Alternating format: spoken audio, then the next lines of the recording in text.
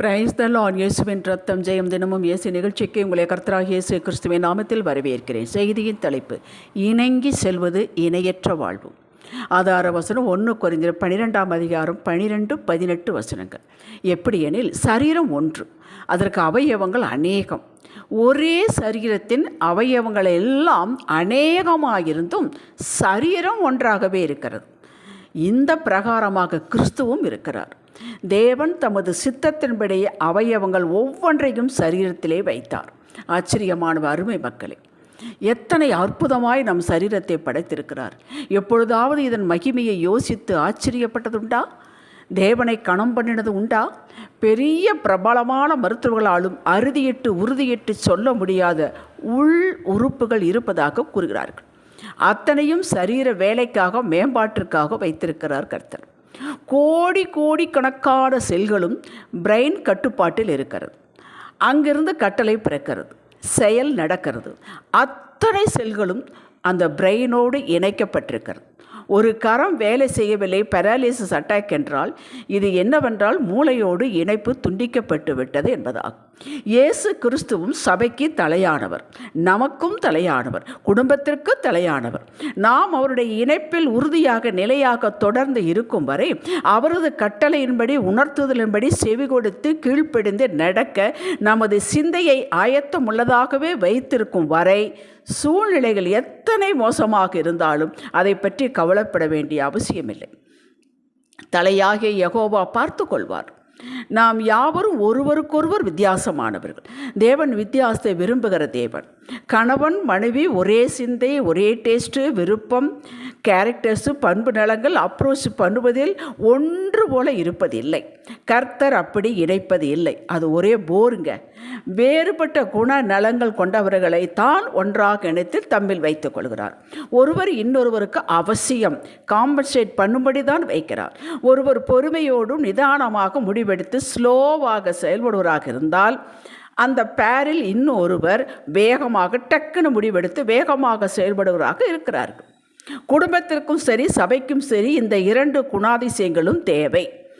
2 கைகள் போல, 2 ஒன்றோடு ஒன்று இணைந்தே இருந்தால் எப்படி வேலை செய்ய முடியும்? 2 கைகளும் ஒன்றோடு அங்கே அன்பாக இருக்கிறோம்னு சொல்லி 2 ஒன்றை ஒன்று கோர்த்து கொள்ளுன்னு வைத்துக் கொள்ளுங்கள். எப்படி வேலை செய்ய முடியும்? தனித்தனியாக இருந்தாலும், ஒன்றுக்கொன்று உதவி செய்து தனித்தனியாக செய்தாலும் இதில் ஒரு ஹார்மனி இருக்கிறது. எப்பொழுது வேகமாக செயல வேண்டுமோ அப்பொழுது ஒருவருடைய காரியம் நடக்கிறது. எப்பொழுது பொறுமையாக இருக்க வேண்டுமோ அப்பொழுது இன்னொருவருடையது தேவைப்படுகிறது. உதாரணமாக, பியானோ வாசிப்பது, கீபோர்டு வாசிப்பது, எழுதுவது, மற்ற வேலைகளை கவனித்து பாருங்கள். 2 கையில் ஒன்றோடு இணைந்தால் செய்கிறது, தனித்தனியாகத்தான் செய்கிறது.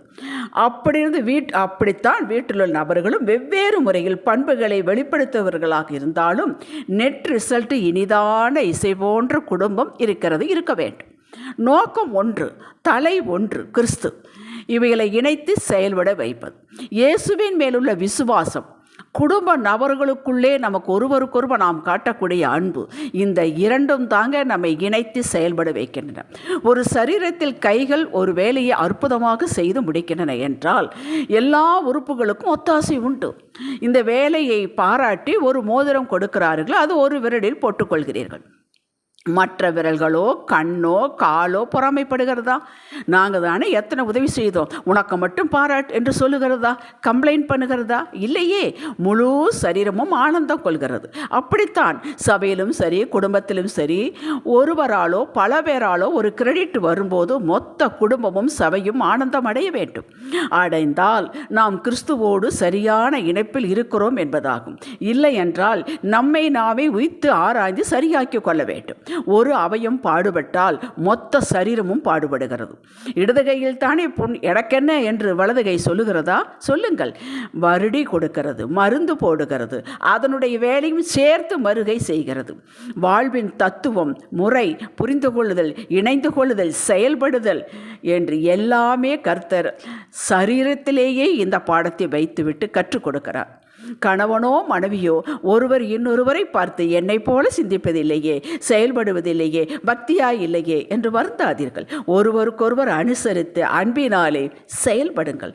அன்பு சகல பாவங்களையும் மூடும். அன்பிற்கு பொறாமை இல்லை, சினமடையாது, தீங்கு சொல்லாது, அன்பு கம்ப்ளைண்ட் பண்ணாது, பொறுத்து கொள்ளும், நின்று இணைந்து நடக்கும். 1 கொரிந்தியர் 13ஆம் அதிகாரத்தை வாசியுங்கள். அது அன்பின் அதிகாரம். கர்த்தர் நம்மில் எவ்வளவு நீடிய பொறுமையுள்ளவராக இருக்கிறார். நாமும் நீடிய பொறுமையுள்ளவர்களாக அவர்கள் திருந்தி வருவதற்கு கொஞ்சம் கால அவகாசம் கொடுத்து இந்த பீரியட்லே மிகவும் நேசத்தை காட்ட வேண்டும். இதை தாங்க காலமெல்லாம் செஞ்சுட்டு வர நடக்கிறதே இல்லையே என்று சொல்வது என கேட்கிறது. இன்னும் கொஞ்சம் கொடுங்கள். கர்த்தர் பார்த்து கொண்டு தான் இருக்கிறார். அவருக்கு தேவைப்படுகிறது. கடினம்தான், மாமிசத்திற்கும் இது கடினம், சுயத்திற்கும் இது கடினம். இருந்தும் இதை இன்வெஸ்ட் பண்ணினீர்கள் என்றால் ஒப்பற்ற வாழ்வை இறுதி வரை வாழலாம். அன்பிற்கு அடிபணியாதவர் ஒருவரும் இருப்பதில்லை. அன்பே பிரதானம். அன்பு லாப நஷ்ட கணக்கு பார்க்காதுங்க. அன்பு இதில் எனக்கு லாபம், இதில் என்ன லாபம், இது எனக்கு என்ன லாபம் என்று ஒவ்வொரு கணக்கு பார்த்து கொண்டே இருக்காது. வாழ்வை நடத்தாது. அன்பு முழுமையும் தியாகம் செய்யும். தன் சந்தோஷத்தையும் சேர்த்து தியாகம் செய்யும். காலமெல்லாம் இப்படியே தான் இருக்கணுமா? கேள்வி. இல்லை இல்லை. மகனே மகளே, விதைக்கும் காலம் இருந்தால் அறுவடை நிச்சயம் உண்டு. நீங்கள் பொறுத்து கொள்ளும் காலம் இவ்வளோ பொறுத்துக்கொள்கிறேன், இன்னும் பொறுத்துக்கொள்கிறேன், இன்னும் பொறுத்து கொள்ளுங்கள். அறுவடை அதிகமாக உங்களுக்கு உண்டு. அதிகம் கொடுத்தோடும் அதிகம் கேட்கப்படும். நீங்கள் அன்பினால் சகலத்தையும் ஏற்றுக்கொண்டு நடப்பீர்கள் என்றால் உங்களை 100 மடங்கு அறுவடை செய்யாமல் கர்த்தர் விடவே மாட்டார். அவர் உண்மையுள்ளவருங்க. உங்களுக்காக அல்ல, அவருக்காக. அவருடைய உண்மையின் நிமித்தம், கிருபையின் நிமித்தம், நீதியின் நிமித்தம் உங்களை ஆசீர்வதிப்பார். உங்களுக்கு விடுதலை தருவார். அவர் நீதியும் உண்மையும் உள்ளவர். அன்புதானே கல்வாரி ஏற்றுக்கொள்ள வைத்தது. கல்வாரி போல பாடு யாருக்கும் இல்லை. அப்படியே அதுபோல நீங்கள் ஃபீல் பண்ணினாலும் இதோ 3ஆம் நாள் என்று ஒன்று உண்டு. அது உயிர்த்தெழுதல் நாள். நீங்கள் உயிர்ப்பிக்கப்படுவீர்கள். எவைகளெல்லாம் உயிர்ப்பிக்கப்பட வேண்டுமோ அவைகளெல்லாம் உயிர்ப்பிக்கப்படும்.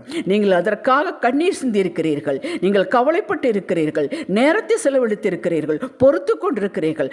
அத்தனைக்கும் உங்களுக்கு பலன் உண்டு. விடுதலை உண்டு. ரிசல்ட் உண்டு. காத்திருங்கள், பெற்றுக்கொள்ளுங்கள். ஒரு நாள் நீங்கள் வெட்கப்பட்டு போக மாட்டீர்கள். உங்கள் முகம் பிரகாசம் அடையும்.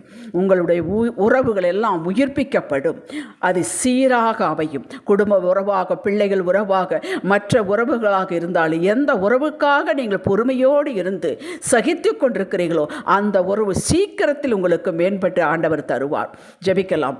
தேவனிடம் அன்பு உள்ளது என்பது அல்ல, தேவன் அன்பாகவே இருக்கிறார். அவரிடம் எல்லாம் அன்புதான் என்றும் அன்பினால் சகலத்தையும் சாதிக்கலாம் என்று கண்டோம்.